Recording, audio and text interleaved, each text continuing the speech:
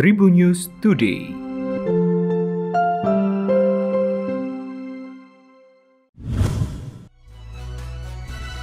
Halo Tribuners, berjumpa kembali bersama Memes. Memes akan berbagi informasi untuk kamu dimulai dari berita nasional.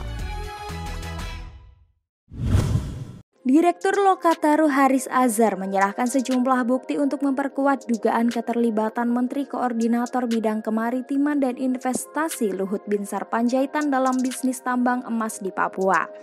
Haris Azhar mengaku bahwa dirinya memiliki sejumlah dokumen riset yang mengindikasi jika Luhut terlibat dalam monopoli bisnis tambang emas di Papua. Ia menyerahkan bukti itu ke penyidik yang diklaimnya sebagai bukti keterlibatan Luhut di bisnis tambang Papua.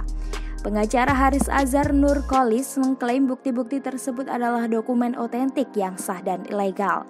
Namun dokumen itu diperoleh dari perusahaan-perusahaan yang legal. Sementara itu Haris meminta agar penyidik meneliti dokumen riset yang ia berikan. Bukti itu diharapkan menjadi pembanding bagi polisi dalam melihat kasus yang dilaporkan oleh Luhut. Menurutnya bukti tersebut terkait hasil riset yang merunut keterlibatan Luhut dalam bisnis tambang emas di Papua.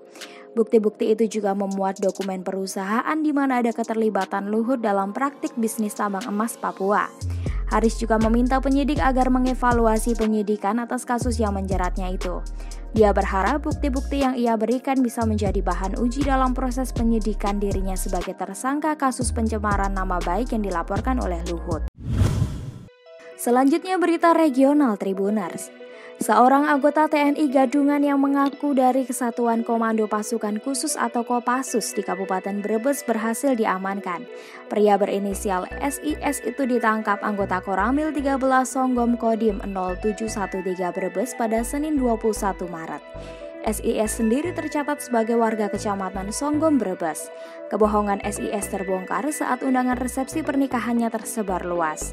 Berdasarkan penelusuran Tribun News, sejumlah akun Instagram membagikan undangan resepsi milik SIS seperti @borobudur_media.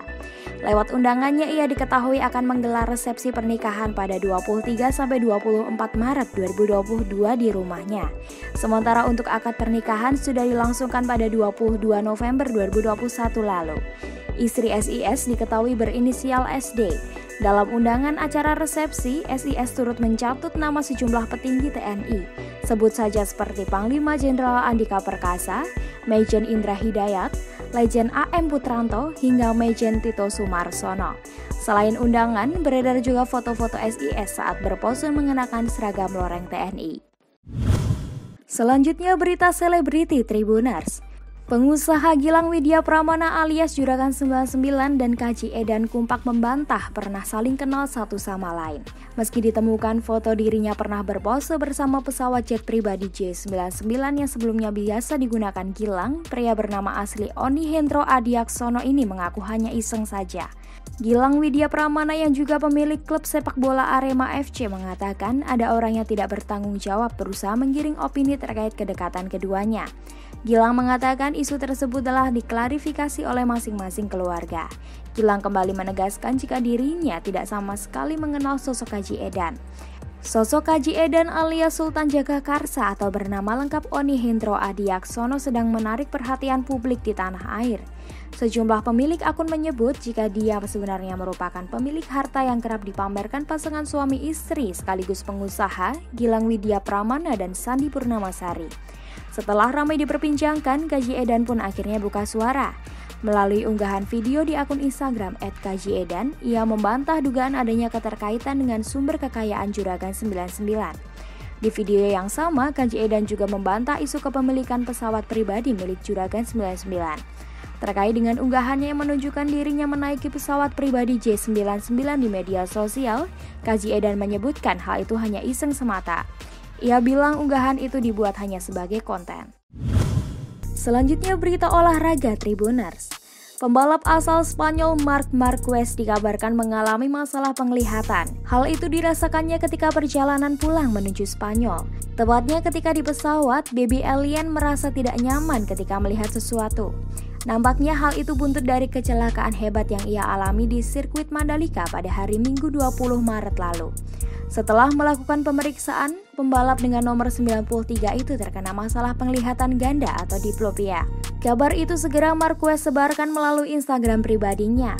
Usai menuliskan kabar tidak mengenakan itu, para rider yang mengirimkan support untuknya. Tak terkecuali adiknya sendiri, Alex Marquez. Melalui Instagram pribadinya, Alex Marquez mengunggah foto bersama Marc Marquez. Ia berharap kakaknya akan segera kembali dengan senyuman terbaiknya. Demikian tadi 4 informasi terkini yang menarik untuk kamu ketahui. Jangan lupa untuk terus mendengarkan Tribun News Today hanya di Tribun News Podcast Spotify dan YouTube channel tribunnews.com. Memes pamit, sampai jumpa. Tribun News Today.